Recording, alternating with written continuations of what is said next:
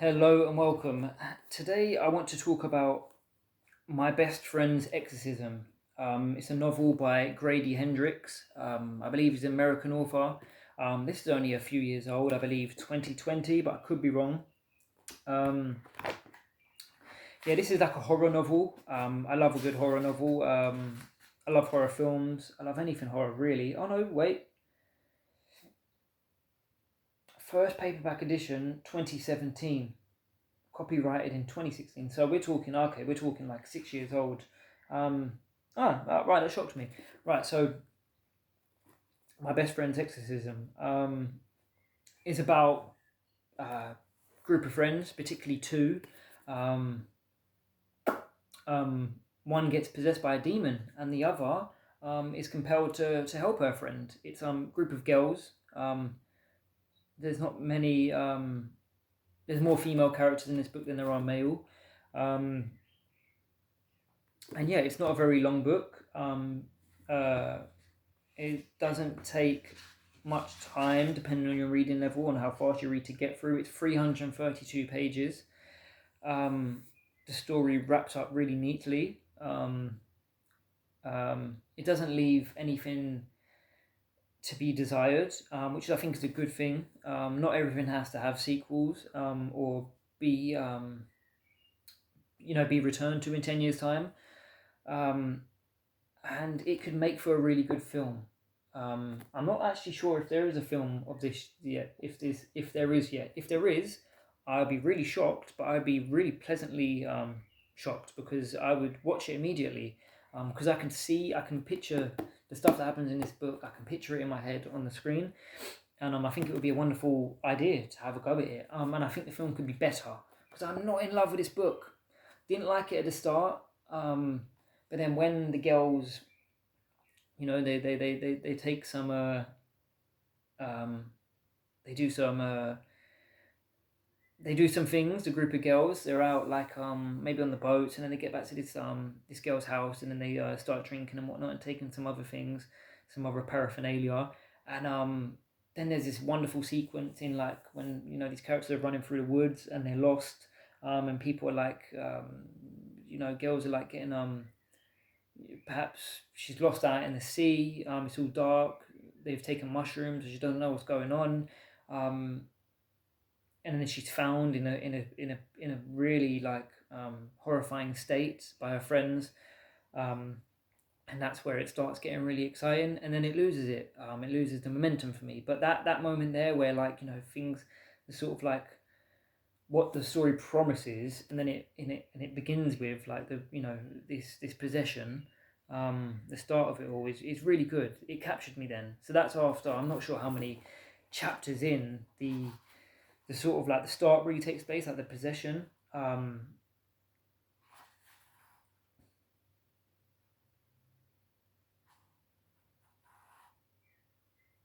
Yeah, it happened. In fact,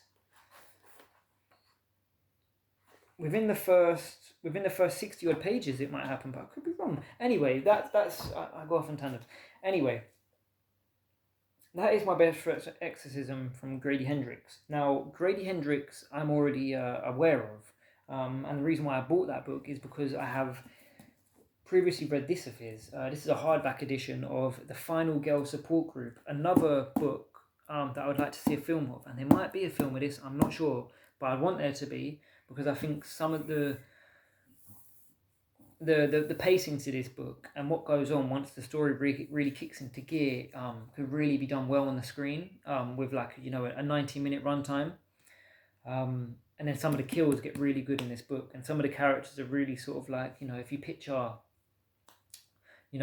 sort of like girls with an edge on the run, some of the language that they can come out with, because they're badass women that have been they're all like survivors of horror film. They're all survivors of like slasher sort of films or slasher attacks, and like so they're all hardened. They're all like really broken, and they're all trying to recover, and it's years later, and yeah, that's my first taste of Grady Hendrix, and I think there was complaints about this book as well, but there's complaints of anything, right? And but I do really enjoy this.